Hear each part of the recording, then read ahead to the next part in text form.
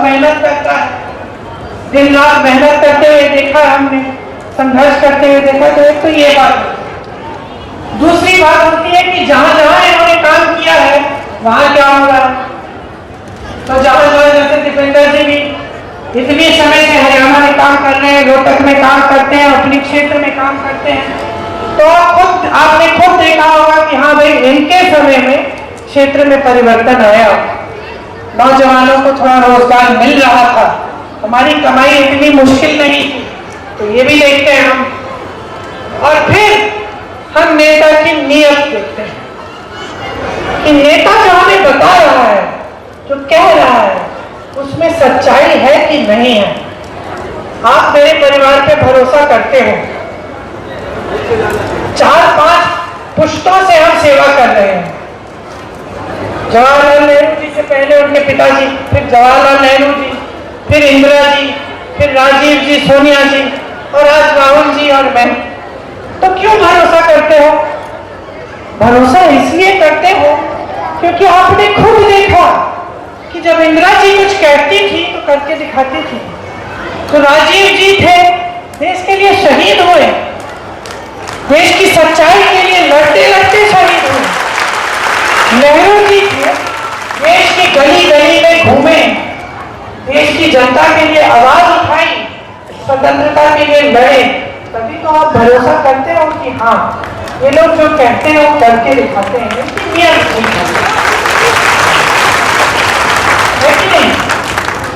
घर पे आप हंस रहे हैं, घर में जो बेटी की शादी करनी होती है, लड़की का परिवार आता है, लड़का आता है, तो नियत देखती हो ना, अच्छे परिवार का भी हो, बड़े बड़े महल भी हो उसके पास, सब कुछ हो, अच्छी नौकरी हो, अच्छा कमा रहा हो, लेकिन आपको अगर लगा कि इसकी नियत ठीक नहीं है, शादी नहीं कराओगे, कोई नहीं कराएगा। क्योंकि इंसान की नियत एक बहुत ही महत्वपूर्ण चीज होती है, और सिर्फ घर परिवार में नहीं, नौकरी में, रोजगार में, खास तौर से राजनीति में। क्योंकि अगर नेता की नियत ठीक नहीं होती, कुछ भी कर सकता है। सत्ता होती है, अहंकार हो जाता है, चमचों से घिर जाता है।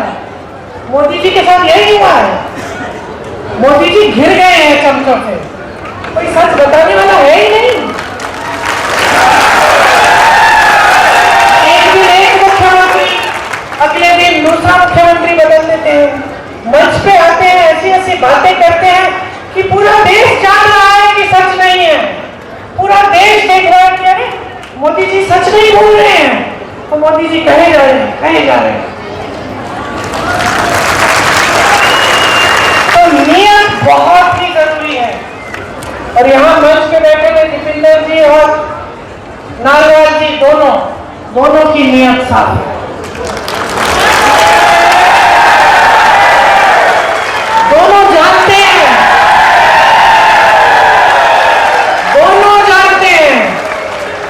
कि राजनीति का मतलब है सेवा, राजनीति का मतलब है समर्पण, राजनीति का मतलब है कि हमारा भगवान सिर्फ एक है, ये देश है, इस देश की जनता है, आप ही भगवान हो हमारे। ये नियत होनी चाहिए नेता। और हाँ, मंच पे खड़े होकर नेताओं की आदत होती है कुछ भी बोल सकते हैं, बोल देते हैं। आपको पहचानना पड़ेगा कि सच कौन बोल रहा है, आपको अनुमान लगाना पड़ेगा कि आपके साथ विश्वासघात कौन करता है और सच्चाई कौन बोलता है। अब जैसे इस चुनाव में कांग्रेस पार्टी कह रही है कि हरियाणा में अगर हमारी सरकार आएगी तो बुजुर्ग, दिव्यांग और विधवा पेंशन जो है उसको हम 6,000 रुपये महीने करेंगे। अब आप कहोगे अच्छा, बहुत अच्छी बात है, लेकिन कैसे करोगे? तो हम आपसे कहते हैं कि जहां जहां हमारी सरकारें हैं, हमने गारंटी दी थी चुनाव से पहले, अलग अलग गारंटी, अलग अलग प्रदेशों में। कहीं पे महिलाओं के लिए हर महीने कुछ पैसे हैं, कहीं पे स्वास्थ्य की सुविधाएं हैं, किसी को भी फोन लगा लीजिए उस प्रदेश में, पता करिए कि वाकई कांग्रेस पार्टी के जो ये गारंटी थी कांग्रेस पार्टी कर रही है कि नहीं, और आपको पता चलेगा कि करके दिखा रहे हैं। तो इसका मतलब है कि जो हम इस मंच पे कह रहे हैं वो भी हम करके दिखाएंगे। मेरी बहनें यहाँ बैठी हैं, बहनों देखो, चाहे गांव की महिला हो चाहे शहर की महिला हो, हम सबसे ज्यादा मेहनत करते हैं। अब जैसे मैं भाषण दे रही हूँ, यहाँ से घर जाऊंगी तो घर जाके आराम से थोड़ी लेटूंगी, देखूंगी कि भाई खाना क्या पका है, घर में खाने के लिए कौन कौन है, बेटे ने खाया है, पति ने खाया है, सब कुछ ठीक है, सफाई हो रही है। रसोई में चली जाऊंगी कि भाई देखें कि क्या सफाई हो रही है, ये सब चीजें करेंगे और हम अंत में सोएंगे जब सब सो गए। आपके परिवारों में तो और भी संघर्ष है। आप जहां जहां खेतों में भी अगर दिन में काम करेंगी, धूप में काम करेंगी, थकी भी आएंगी, घर खाना तो पकाना है ना अपने, बच्चा बीमार है देखभाल तो आपने ही करनी है, सबको खिलाना है, सबकी जब सब अच्छी तरह से आराम कर रहे हैं तभी आराम करोगे। लेकिन आपकी इस मेहनत को पहचानने वाला कोई नहीं है। तो बाहर जाके 12 घंटे काम करोगे, कमा लोगे, घर में 12 घंटे काम करोगे, कमाई नहीं है। कमाई में हमें प्यार मिलता है, परिवार वालों का आदर मिलता है। लेकिन कांग्रेस पार्टी कह रही है हम इस परिश्रम को, इस मेहनत को भी हम पहचानना चाहते हैं। तो जो गृहस्थ महिला है, हम हर महीने उसको 2000 रुपए देना चाहते हैं, ताकि थोड़ी सी आपकी भी बचत हो जाए, आपके अपने पैसे हो, आपको कुछ खरीदना है नाती नातिन के लिए, पोती पोते के लिए, या अपने लिए कुछ छोटी बड़ी चीज लेनी है तो आपको सहूलियत है। इसीलिए हम ये स्कीम लाना चाहते हैं। ये स्कीम जहाँ हमारे प्रदेश है वहाँ लागू है। आपको आज 1200 में सिलेंडर मिल रहा है, हम 500 में दिलवाएंगे। राजस्थान में हमारी सरकार थी, राजस्थान में हमारी सरकार ने बहुत अच्छी स्कीम लागू की। उसमें 25 लाख रुपए तक गरीब परिवारों में जिसका भी इलाज कराना था, कोई सी बीमारी हो उसका इलाज मुफ्त हो रहा है। स्वास्थ्य बीमा जो था 25 लाख, लोगों के हार्ट के ऑपरेशन, किडनी के ऑपरेशन, बड़ी बड़ी कैंसर जैसी बीमारियां, उनका सबका इलाज हो रहा था, एक पैसा नहीं देना था। सिर्फ जो रजिस्ट्रेशन भरने का पैसा था 100-150 रुपए वही जा रहा था। वो स्कीम हम हरियाणा में भी लागू करना चाहते हैं। 300 यूनिट बिजली अगर हमारी सरकार आएगी तो आपको 300 यूनिट बिजली मुफ्त में मिलेगी। जो बेसिक शिक्षा और स्वास्थ्य की सुविधाएं हैं वो आपको मुफ्त में मिलेगी। गरीब परिवारों को 100 गज का प्लॉट और 2 कमरे का मकान मिलेगा। और मेरे भाई हमेशा कहते हैं जहां जहां जाते हैं, 8000 किलोमीटर की यात्रा की है उन्होंने देश भर में, सबके पास गए हैं बढ़ाइयों के साथ काम समझने के लिए, किसानों के साथ खेती को समझने के लिए, महिलाओं के पास गए हैं कि आपकी क्या समस्याएं हैं, जो ट्रक चलाते हैं उनसे बात की है, जो टैक्सी चलाते हैं उनसे बात की है, जो कुरियर का काम करते हैं, जो छोटे मोटे कारोबार करते हैं उनसे बात की, सबसे समझने की कोशिश की कि आपकी समस्याएं क्या है। और उन्होंने कहा और समझा कि आज भी हमारे देश में बहुत अन्याय है। तो उन्होंने सोचा कि देखिए जाति जनगणना होनी चाहिए, और ये तय किया है कि हमारी सरकार आएगी हरियाणा में तो जाति जनगणना करेंगे, हम करवाएंगे। क्यों?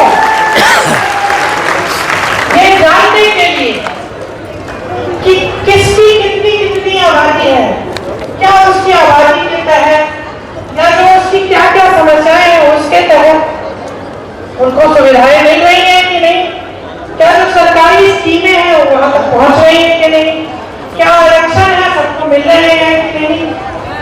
और ये एक जाति दूसरी जाति की बात नहीं है, ये बात है कि जब हम समझेंगे कि कितनी आबादी है, जब जाति जनगणना होगी और जब बड़ी जातियों भी हमें समझ होगी कि किसके पास क्या है, क्या सुविधा मिल रही है। तभी अच्छी तरह से जो सरकार की सुविधाएं हैं, जो सरकार जो आरक्षण होते हैं, वो सब अच्छी तरह से सबके लिए हो पाएंगे। तो ये भी एक हमारा लक्ष्य है कि हम इसको करेंगे। क्योंकि जैसे मैं कह रही थी, भाई कहते हैं कि बड़े बड़े उद्योगपतियों को आप देखिए, बड़ी बड़ी मीडिया के जो कंपनियां हैं उसको आप देखिए, जो बड़े बड़े अधिकारी हैं जो इस देश में सारे बड़े निर्णय लेते हैं उनको आप देखिए, तो उनमें 90% से ज्यादा आपको ये दिखेगा कि जो ओबीसी है, जो दलित है, जो एसटी है, उनका प्रतिनिधित्व देखिए। वो चाहते हैं कि सब आगे बढ़े, एक साथ आगे बढ़े, सबका विकास हो। और जैसे हमने हमारे संविधान में लिखा है वैसे ही होना चाहिए कि सबका समान अधिकार हो। इसीलिए सबको एक वोट दिया गया है संविधान में। और आज भाजपा के नेता, बड़े से बड़े नेता मोदी जी की तरह, उनके मंत्रियों की तरह पिछले चुनाव में क्या कराने लगे कि संविधान को बदलेंगे, कि उनको सत्ता फिर से मिलेगी तो संविधान को बदलेंगे। इसका मतलब है कि आरक्षण को कम करेंगे। इसका मतलब है कि ये जो सारी लैटरल एंट्रियां हैं वो बढ़ेंगी।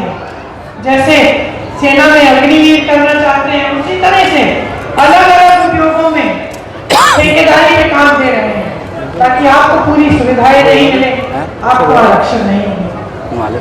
तो अगर आपको न्याय चाहिए, आपको ऐसी सरकार चाहिए जो आपके लिए नीतियां बनाए, किसी बड़े उद्योगपतियों के लिए नहीं, अपने मित्रों के लिए नहीं, जो आपके लिए नीतियां बनाए, जिससे आपको अच्छी सुविधाएं मिले, जिससे आपका जो पैसा है, आपकी जो संपत्ति है इस देश की, वो आपके जेब में जाए, तो आप कांग्रेस को समर्थन करें। प्रदीप जी आपके लिए दिन रात काम करेंगे, दीपिंदर जी आपके लिए समर्पित रहे हैं, समर्पित रहेंगे। और हम सब तो हाजिर ही हैं, पुश्तों से आप देख रहे हैं, आपके लिए दिन रात एक करना हमारे लिए एक सौभाग्य है। आज श्राद्ध का आखिरी दिन है, कल से नवरात्रि शुरू होंगे। आप सबको बहुत बहुत शुभकामनाएं। मेरी आशा है कि अब नवरात्रि की शुभ अवसर में ही अगले कुछ दिनों में आप अपना वोट डालने जाएंगे, तो आप कांग्रेस को जिताएंगे और अपने लिए, अपने भविष्य के लिए एक नई लहर लाएंगे, एक नई ऊर्जा लाएंगे। पास में कॉमरेड ओम प्रकाश जी सीपीएम से इंडिया अलायंस में भिवानी से प्रत्याशी हैं, उनके लिए भी मैं खास अपील करना चाहती हूँ, आप उनको भी आगे बढ़ाइए। हमारा गठबंधन आपके लिए काम करेगा, आपकी सरकार बनाएगा। बहुत बहुत धन्यवाद बहनों, बहुत बहुत शुभकामनाएं। जय हिंद।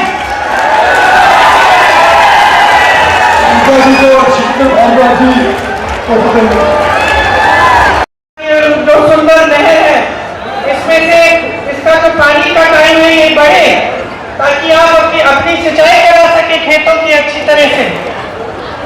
लेकिन कुछ नहीं हो रहा है आपके लिए, यहाँ पे सिर्फ परेशानियां बढ़ती जा रही हैं। भाजपा ऐसी स्कीम लाती है जिसमें फैमिली का आईडी कार्ड है।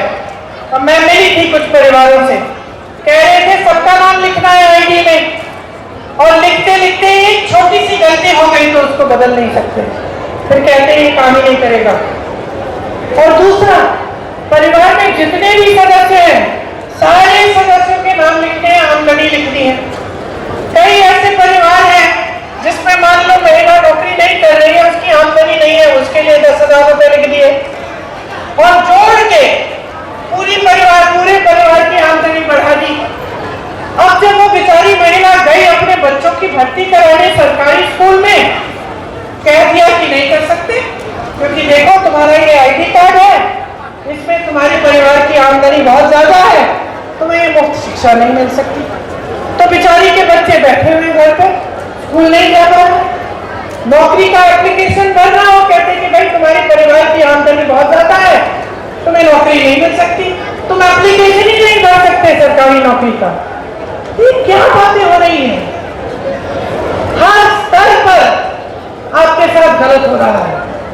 तो ये जो बातें हैं, जो गैस सिलेंडर का दाम है, किस तरह से आप फीस भर रहे हैं, किस तरह से बच्चों की शादियों के लिए कर्ज लेना पड़ रहा है, किस तरह से खेती से कमाई नहीं हो रही है, बड़ी मुश्किल से थोड़ा बहुत कमाया जा रहा है।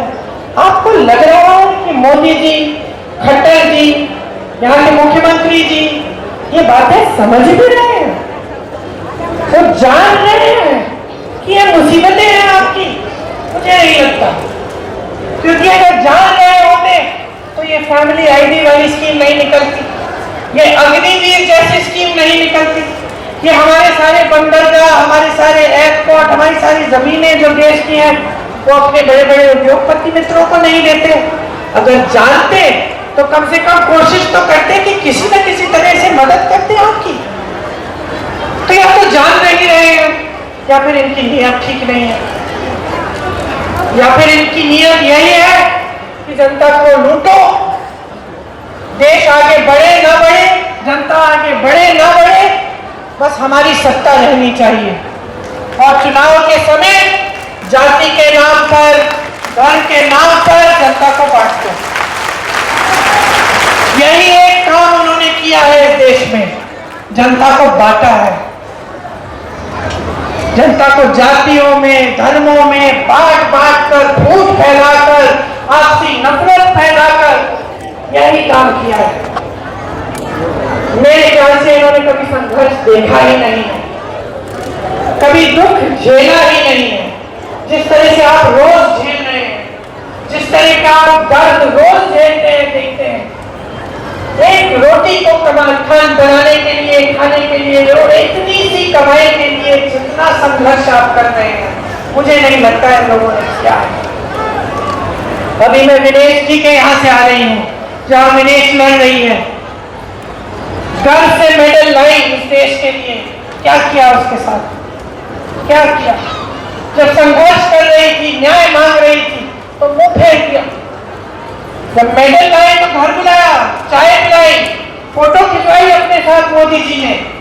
जब उसने कहा मेरे साथ अन्याय हो रहा है, मुंह फेर दिया।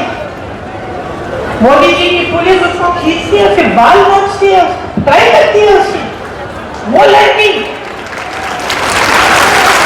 जिसने इतनी मेहनत की इस देश के लिए, इस प्रदेश के लिए, और जब जब चुनाव आता है तो ये लोग फिर से बदल लेते हैं, सारी बातें बदल देते हैं, अपना भेष बदल देते हैं।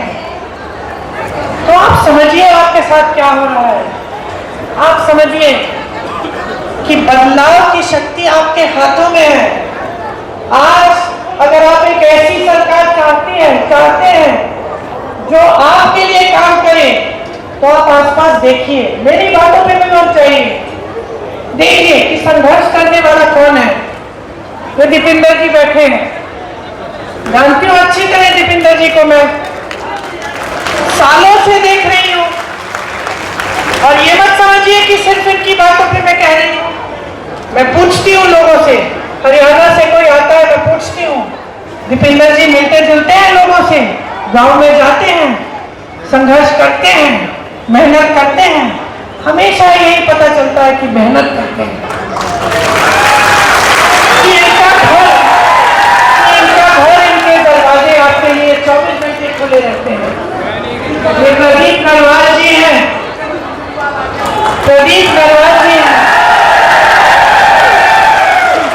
मेरे साथ बहुत काम किया है यूपी में, और देखिए जो मेरे साथ काम करता है 24 घंटे काम करता है, मैं नींद सोने ही नहीं देती, 3 बजे तक 4 बजे तक काम करते, फिर से 7 बजे सुबह उठो चलो काम पे। सारे बैठे हैं, सब जानते हैं, आपको बताएंगे। तो मेहनती लड़का है, संघर्ष किया है इसने भी, साधारण परिवार का लड़का है। हाँ आपको नया नया लगता होगा, लेकिन आपके हर गली में आएगा, और मैं जानती हूँ इस चुनाव के दौरान भी आया होगा, गांव गांव तक पहुंचा होगा।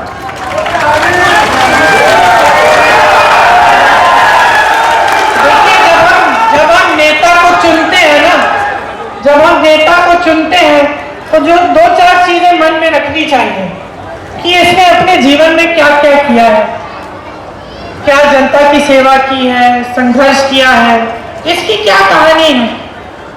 हम लोग देखते हैं चलो इस नेता ने संघर्ष किया है या इस परिवार ने अपने देश के लिए शहीद किए हैं, अपने परिवार के सदस्य शहीद हुए हैं, या फिर इस परिवार ने काम किया है, या बताइए आपकी कमाई पूरी हो रही है कि नहीं?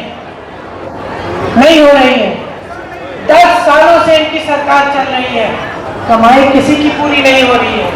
किसानों की नहीं हो रही है, छोटे दुकानदारों की नहीं हो रही है, नौजवान तो कमा ही नहीं पा रहे, नौकरी ही नहीं मिल रही है, जवान सरहद पे जा रहे हैं, घर पैसा भेजते हैं वो भी पूरा नहीं हो रहा है, पेट भर नहीं रहे हैं, भविष्य उज्जवल नहीं हो रहे हैं।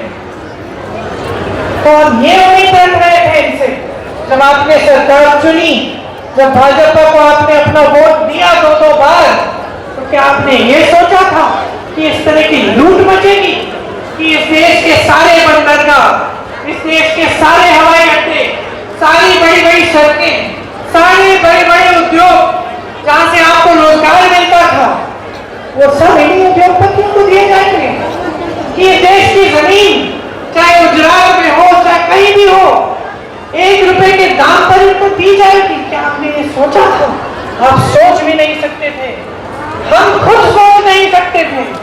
हम इनके विपक्षी दल के नेता हैं, इनके खिलाफ हैं, लेकिन हम भी नहीं सोच सकते थे कि इस देश के साथ इतना बड़ा विश्वासघात होगा, कि चाहे वो सैनिक हो, चाहे वो किसान हो, चाहे महिला हो, चाहे नौजवान हो, सबके साथ धोखा किया है।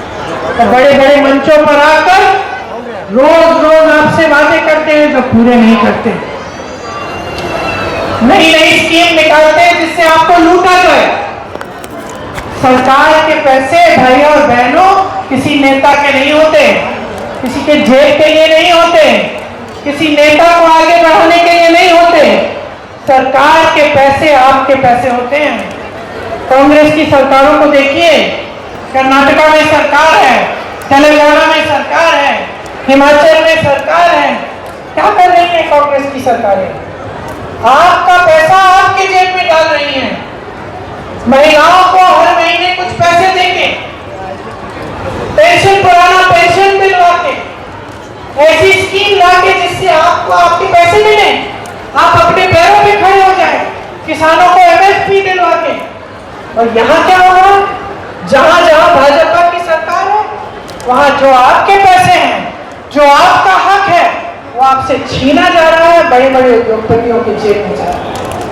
बड़े बड़े उद्योगपतियों के आप शादियां देखिए, किस तरह से जश्न मना रहे हैं, इतने बड़े बड़े गहने, समझ में ही नहीं आता कहां से आते हैं इतने सारे पैसे। और यहाँ आप अपने बेटों की शादी करनी होती है, बेटी की शादी करनी होती है, तो क्या करते हैं आपको कर्ज लेना पड़ता है और जिंदगी भर मेहनत करते रहिए। आजकल इतना लगता है कि कर्ज नहीं चुका पाएंगे, तो आप मेहनत करें, आप पसीना बहाएं, आप खून बहाएं और आपसे लूटा जाए। बड़े बड़े उद्योगपति फूले फूले। मैं ये नहीं कहती हूं कि उद्योगपतियों की जगह नहीं है, इस देश में उनकी भी जगह है। हाँ, बनाए फैक्ट्री, बनाए उद्योग, बनाए रोजगार दिलवाए, देश को आगे बढ़ाए। लेकिन ये तो गलत बात है ना कि 16 लाख करोड़ रुपए, इतने कि मैं भूल जाती हूँ लाख है कि हजार, 16 लाख करोड़ रुपए कुछ गिने चुने उद्योगपतियों के माफ हो जाते हैं, माफ हो जाते हैं बहनों और भाइयों। लेकिन जब किसान कर्ज उठाता है तो अपने उद्योग को बड़ा करने के लिए नहीं उठाता कि मेरी 10 फैक्ट्रियां हैं, चलो मैं एक और खोल लेता हूँ। जब किसान कर्ज उठाता है, कर्ज लेता है, तो वो अपनी बेटी की शादी के लिए लेता है, अपनी माँ की इलाज के लिए लेता है, अपने बेटे के फीस भरने के लिए लेता है। उसका कर्ज माफ नहीं होगा। उसका कर्ज माफ करने की बात होती है तो ये लोग कहते हैं पैसे नहीं है। पूरी मीडिया से कहलाते हैं कि कांग्रेस पार्टी जैसी स्कीम है। ये लोग कहते हैं कि कर्ज माफ करेंगे, ये लोग कहते हैं कि आपको पैसे दिलवाएंगे, ये लोग कहते हैं कि महिलाओं को हर महीने कुछ देंगे। झूठ है, पैसे ही नहीं है इसके लिए। तो मैं इनसे पूछना चाहता